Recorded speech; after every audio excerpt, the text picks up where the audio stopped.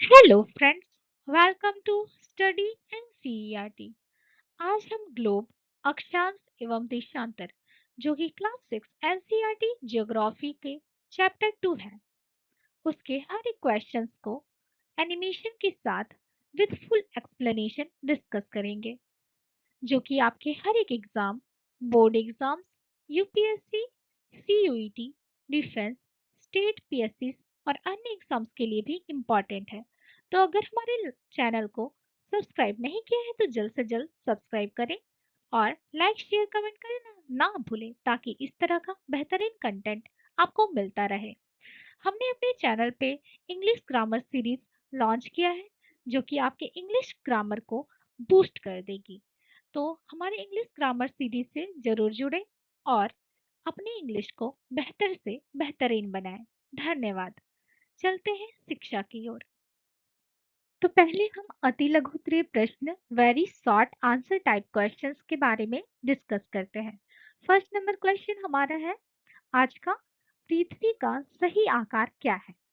तो आप सभी को पता होना चाहिए कि पृथ्वी का सही आकार क्या है, और अक्सर ये क्वेश्चंस पूछे जाते हैं एग्जाम्स में।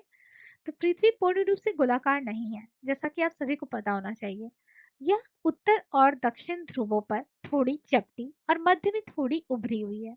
इसे भू-आभ जियोइड कहते हैं। दूसरा नंबर क्वेश्चन, विषुवत वृत्त का मान क्या है? 0 डिग्री अक्षांश। तो ये याद रखिएगा कि 0 डिग्री अक्षांश रेखा जो है वह विषुवत वृत्त या भूमध्य रेखा को दर्शाती है। पृथ्वी अपने अक्ष पर एक चक्कर 360 डिग्री पूरा करने में कितना समय लगाती है? 24 घंटे। पृथ्वी अपने अक्ष पर पूरा एक बार घूम जाने में 24 घंटे का समय लगाती है। भारतीय मानक समय IST, Indian standard time, Greenwich समय जीएमटी, ग्रीनविच मीडियम टाइम से कितना आगे है?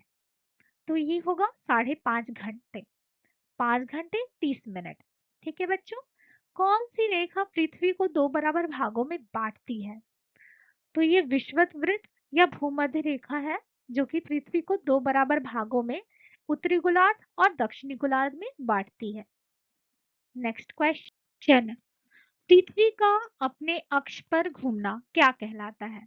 घूर्णन। 0 डिग्री देशांतर को किस नाम से जाना जाता है बच्चों? प्रधान याम्योत्तर, प्राइम मेरिडियन। अक्षांशों को किसमें मापते हैं? डिग्रीज में, अंशों में। पृथ्वी पर कुल कितने देशांतर हैं? 360 देशांतर है पृथ्वी पर कुल, जो कि ग्रिड का निर्माण करते हैं। विषुवत वृत्त से ध्रुवों की ओर जाने पर अक्षांशों का आकार क्या होता जाता है? तो जो कि विषुवत वृत्त है, पृथ्वी को दो बराबर भागों में बांटती है, वो मध्य में होती है। तो उसके समानांतर जो रेखाएं हैं उन्हें अक्षांश कहते हैं। तो उनका आकार घटता जाता है ध्रुवों पर जाने की ओर। नेक्स्ट क्वेश्चन, पृथ्वी के किस भाग में सबसे अधिक गर्मी होती है? तो कि उष्ण कटिबंध, जो कि विषुवत वृत्त के पास का क्षेत्र है, उसमें सबसे अधिक गर्मी होती है। समय को मापने का सबसे अच्छा साधन क्या है? पृथ्वी, चंद्रमा और ग्रहों की गतियों के द्वारा समय को मापा जाता है। यही सबसे अच्छा साधन है। प्राचीन काल के लोग समय मापने के लिए बहुत बहुत बहुत सारे तरीके अपनाते थे, लेकिन सबसे अच्छा तरीका जो कि है वह है ग्रहों की गतियों द्वारा। भारत किस गोलार्ध में स्थित है? उत्तरी गोलार्ध में। प्रधान याम्योत्तर रेखा कहाँ से गुजरती है? ये लंदन के ग्रीनविच वेधशाला से गुजरती है। यूनाइटेड किंगडम, लंदन मतलब ब्रिटिश का दूसरा नाम यूनाइटेड किंगडम है, यूके। पृथ्वी एक घंटे में कितने देशांतर घूमती है? 15 डिग्री देशांतर। आप एक एक नियम द्वारा भी निकाल सकते हैं, जैसे कि 360 डिग्री 24 घंटे में घूमती है, तो 15 डिग्री देशांतर एक घंटे में घूम लेगी। नेक्स्ट क्वेश्चन, पृथ्वी अपने अक्ष पर किस दिशा से किस दिशा में घूमती है? तो ये पश्चिम से पूर्व होगा इसका आंसर। उत्तरी ध्रुव और दक्षिणी ध्रुव किस अक्षांश को दर्शाते हैं? तो उत्तरी ध्रुव जो कि 90 डिग्री उत्तरी अक्षांश को दर्शाते हैं, और दक्षिणी ध्रुव है 90 डिग्री दक्षिण अक्षांश को दर्शाते हैं। किन रेखाओं के बीच के अक्षांशों पर सूर्य वर्ष में एक बार दोपहर में सिर के ठीक ऊपर होता है? तो ये कर्क रेखा और मकर रेखा के बीच के अक्षांश जो है वह सूर्य के वर्ष में एक बार दोपहर में सिर के ठीक ऊपर होता है। ठीक है बच्चों। अक्षांश एवं देशांतर कैसी रेखा है, पूर्णवृत्त या अर्धवृत्त? तो ये जो अक्षांश रेखाएं होती है वो पूर्ण वृत्त होती है, फुल सर्कल्स होती है, लेकिन देशांतर रेखाएं जो होती है वो अर्धवृत्त होती है, सेमी सर्कल्स होती है। इसीलिए अक्षांशों का मान 180 है और देशांतर का मान 360 तक है। किन रेखाओं की लंबाई समान होती है? देशांतर रेखाओं की लंबाई समान होती है क्योंकि वो उत्तरी ध्रुव से दक्षिणी ध्रुव को जोड़ता है। दोपहर के 12 बजे जब प्रमुख याम्योत्तर 0 डिग्री पर होती है तब 180 डिग्री देशांतर पर कितना समय होगा बच्चों? जैसा कि आप सभी को पता होना चाहिए कि प्रमुख याम्योत्तर के ठीक विपरीत 180 डिग्री देशांतर रेखा एग्जिस्ट करती है और अपने ठीक विपरीत जाने पर 12 घंटा आगे चले जाएंगे। तो 12 घंटे अगर दोपहर के 12 बज रहे प्रमुख याम्योत्तर में, तो 180 डिग्री देशांतर पर रात के 12 बजेंगे, मध्य रात्रि होगी। यहाँ पे एक्सप्लेनेशन भी दे दिया गया है जिसको मैंने समझा दिया। भारत और ग्रीनविच के समय में कितना अंतर है? तो ये 5.5 घंटे का अंतर है, जैसे कि 60 क्वेश्चंस में भी पूछा गया था। भारत का समय ग्रीनविच से 5.5 घंटा आगे है। हमारा भारत ग्रीनविच से, लंदन से आगे ही चलता है। किस देश में 11 मानक समयों को अपनाया गया है तथा क्यों? रूस देश है जिसमें 11 मानक समयों को अपनाया गया है क्योंकि इसका विस्तार्य जो देशांतरीय विस्तार है वो बहुत अधिक है। इसीलिए पूरे देश में समय की एकरूपता बनाए रखने के लिए 11 अलग-अलग मानक समयों टाइम जोन्स का अपनाया गया है। अब हम लघुत्तरीय प्रश्न जो कि शॉर्ट आंसर क्वेश्चंस हैं उसमें आते हैं। अक्षांश एवं देशांतर रेखाओं में मुख्य अंतर क्या है? अक्षांश रेखाएं पृथ्वी पर पश्चिम से पूर्व की ओर खींची गई काल्पनिक समानांतर रेखाएं हैं। तो अक्षांश रेखाओं में मुख्य अंतर यही है कि पृथ्वी पर पश्चिम से पूर्व की ओर खींची गई काल्पनिक समानांतर रेखा है, जबकि देशांतर रेखाएं समानांतर नहीं होती। देशांतर रेखाएं उत्तरी ध्रुव को दक्षिणी ध्रुव से जोड़ने वाली अर्धवृत्ताकार रेखाएं हैं। और एक अंतर आप ये भी लिख सकते हैं कि अक्षांश रेखाएं पूर्णवृत्त होती है, देशांतर रेखाएं अर्धवृत्त होती है। या अक्षांश रेखाओं की संख्या 180 है, देशांतर रेखाओं की संख्या 360 है। इस तरीके से आप क्वेश्चंस में लिख सकते हैं। कटिबंधों से आप क्या समझते हैं? तो सूर्य की किरणों के कोण के आधार पर पृथ्वी को अलग अलग ताप क्षेत्रों में बांटा गया है जिन्हें कटिबंध कहते हैं, जैसे कि उष्ण, शीतोष्ण और शीत कटिबंध। तो आप कमेंट में जरूर बताइएगा कि आप किस कटिबंध में रहना पसंद करेंगे। मानक समय की आवश्यकता क्यों पड़ती है? इसका आंसर होगा कि अलग-अलग देशांतरों पर स्थित स्थानों के समय में अंतर होता है। एक देश में एकरूपता बनाने के लिए, मतलब समय की एकरूपता बनाने के लिए एक निश्चित मानक समय का चुनाव किया जाता है, जिसके लिए मानक समय की आवश्यकता होती है। 4 नंबर क्वेश्चन, ग्लोब किसे कहते हैं? ग्लोब पृथ्वी का एक लघु रूप में एक वास्तविक प्रतिरूप मॉडल है। यह पृथ्वी के आकार को छोटा रूप में प्रस्तुत करता है, जिसके छोटा संस्करण भी कह सकते हैं। विषुवत वृत्त इक्वेटर क्या है? ग्लोब पर खींची गई वह काल्पनिक रेखा जो पृथ्वी को दो बराबर भागों में बांटती है विषुवत वृत्त या भूमध्य रेखा कहलाती है। आप यहाँ पे ये भी ऐड कर सकते हैं कि विषुवत वृत्त पश्चिम से पूर्व की ओर खींची जाने वाली रेखा है और इसका मान 0 डिग्री अक्षांश को दर्शाता है। अक्षांश रेखाएं क्या होती है? अक्षांश रेखाएं विषुवत वृत्त से ध्रुवों तक स्थित सभी समानांतर वृत्तों को अक्षांश रेखाएं लैटिट्यूड्स कहते हैं।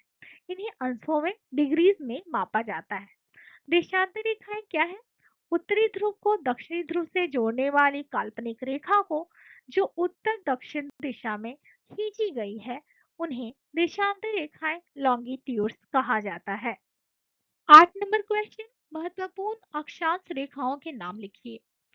तो महत्वपूर्ण अक्षांश रेखाएं क्या हो जाएंगी? पहला नंबर विषुवत वृत्त या भूमध्य रेखा 0 डिग्री, और इसके अतिरिक्त 4 मुख्य अक्षांश रेखाएं भी एग्जिस्ट करती हैं, जैसे कि कर्क रेखा 23.5 डिग्री उत्तर, मकर रेखा 23.5 डिग्री दक्षिण, उत्तरी ध्रुव वृत्त 66.5 डिग्री उत्तर, दक्षिणी ध्रुव वृत्त 66.5 डिग्री दक्षिण। 9 नंबर क्वेश्चन, भारत का मानक याम्योत्तर क्या है? तो भारत का मानक याम्योत्तर आप सभी को याद रखने की आवश्यकता है, ये क्वेश्चंस में डायरेक्टली पूछ लिए जाते हैं। तो इसका आंसर होगा 82.5 डिग्री पूर्व देशांतर, या ऐसे भी आप कर सकते हैं कि 82 डिग्री 30 मिनट पूर्व देशांतर। ग्रीष्म और शीत कटिबंधों में क्या अंतर है? तो कर्क रेखा और मकर रेखाओं के बीच के क्षेत्रों में सबसे अधिक गर्मी होती है, इसे उष्ण कटिबंध कहते हैं।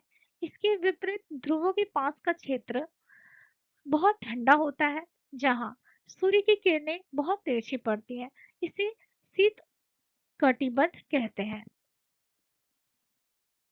नेक्स्ट क्वेश्चन, प्रमुख यामी क्या है? 0 डिग्री देशांतर रेखाओं को प्रमुख यामी कहा जाता है, प्राइम मेरिडियन कहते हैं। यह ग्रीनविच लंदन से होकर गुजरती है और यहीं से विश्व का मानक समय निर्धारित होता है। कौन कौन से यामी एक ही रेखा है?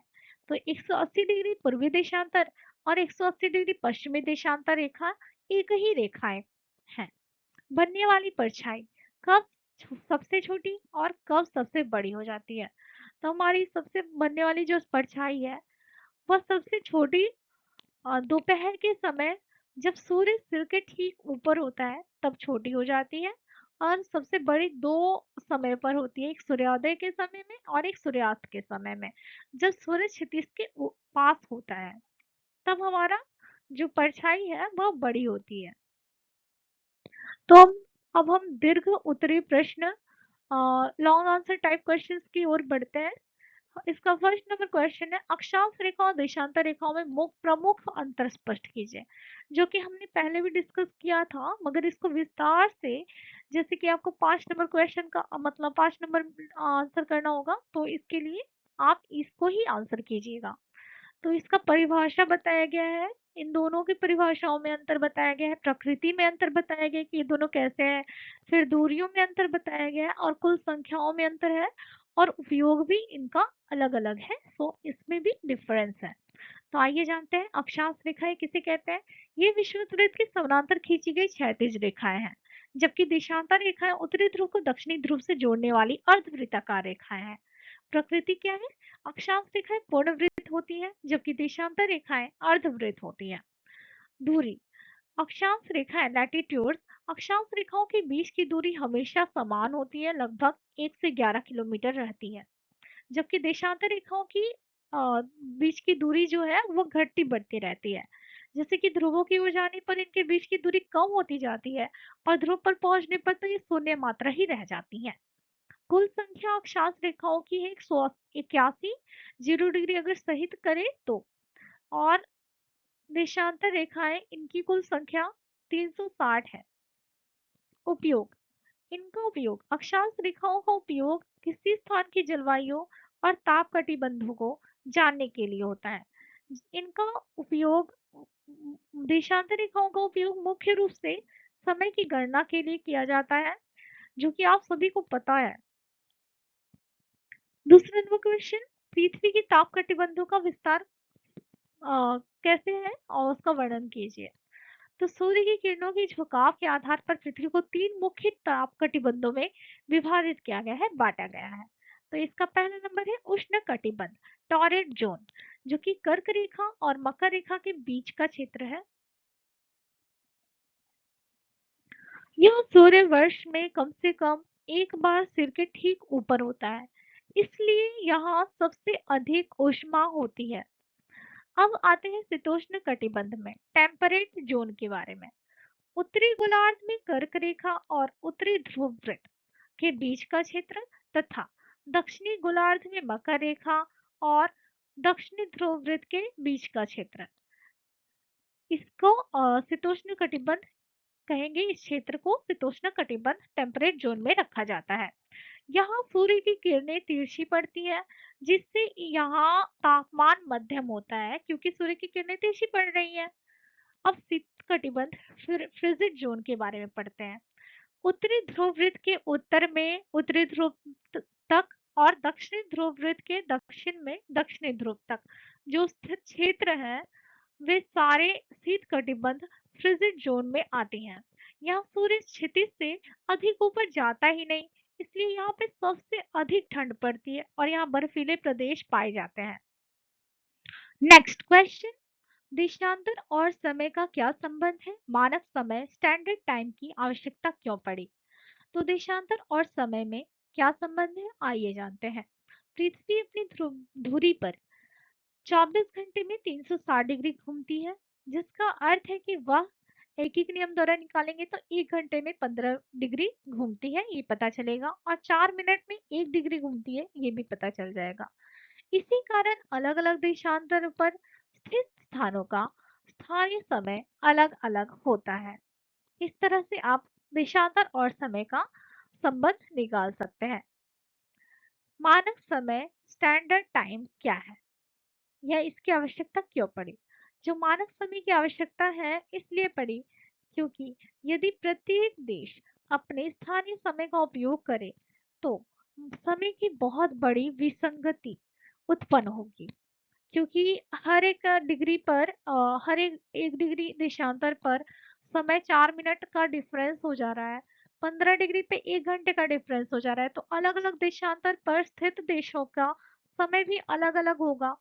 और अलग अलग देश अगर अलग अलग अपना समय स्थानीय समय रखें तो इस तरीके से बहुत सारे डिफरेंसेस बन जाएंगे और विसंगति उत्पन्न हो जाएंगी।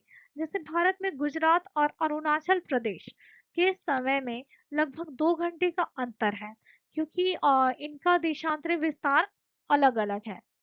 ऐसी भूमि प्रपर्ण स्थिति से बचने के लिए एक देश के मध्य से गुजरने वाली देशांतर रेखा को मानक याम्योत्तर कंसीडर किया जाता है, जो कि पूरे देश के लिए एक समान समय निर्धारित करती है।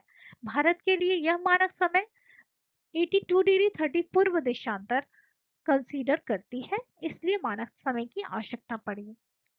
अब हम फिल इन द ब्लैंक्स की तरफ से बढ़ते हैं। यहाँ पे आप चीटिंग मत कीजिएगा, यहाँ आंसर की बता दिया गया है, मगर आप इसको एक पेज में लिख के सॉल्व कीजिएगा, उसके बाद ही आंसर मिलाइएगा, या आपको पढ़ने के लिए है तो आप पढ़ सकते हैं। जैसे कि मकर रेखा 23.5 डिग्री दक्षिण अक्षांश को दर्शाता है या 23.5 डिग्री दक्षिण पर स्थित है। भारत का मानक याम्योत्तर 82.5 डिग्री पूर्व है। शून्य अक्षांश 0 डिग्री अक्षांश को भूमध्य रेखा या विषुवत रेखा के नाम से जाना जाता है।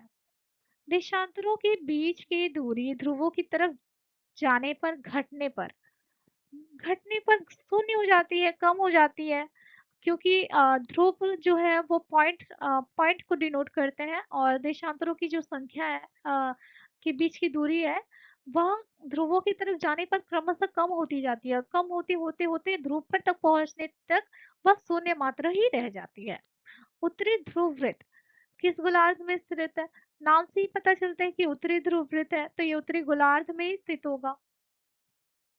अब मैच द कॉलम करते हैं हम सब। मकर रेखा यहाँ पे 23.5 डिग्री दक्षिण हो जाएगा, क का 3 नंबर, तो यहाँ पे आंसर दे दिया गया है, फिर भी आप इसको खुद से सॉल्व करने की कोशिश कीजिएगा। ख प्रधान मध्याह्न रेखा जो है वह 0 डिग्री देशांतर को डिनोट करती है। विषुवत वृत्त जो है विषुवत वृत्त 0 डिग्री अक्षांश को डिनोट करते हैं। देखिए यहाँ पे मेन बात है, प्रधान मध्याह्न रेखा जो है वह 0 डिग्री देशांतर को डिनोट कर रही है और विषुवत वृत्त है 0 डिग्री अक्षांश को डिनोट कर रही है, इसका ध्यान रखिएगा आप। उत्तरी ध्रुव वृत्त 66.5 डिग्री उत्तर 66.5 डिग्री उत्तर और दक्षिणी ध्रुव वृत्त 66.5 डिग्री दक्षिण। तो हम इसी के साथ ये पूरा कंप्लीट होता है क्वेश्चंस आंसर का सीरीज। आशा करती हूँ आपको कहीं पर भी डाउट नहीं हुआ होगा, और कहीं पे डाउट हुआ होगा तो आप कमेंट में जरूर पूछिएगा, आई विल रिप्लाई। एंड हमारे चैनल को सब्सक्राइब करें, लाइक शेयर कमेंट करना ना भूलें, अपने फ्रेंड्स को हमारे चैनल हमारे सीरीज के बारे में बताएं ताकि वे अपने इंग्लिश को इम्प्रूव कर पाए, और हमारे चैनल से जुड़े रहिएगा। धन्यवाद।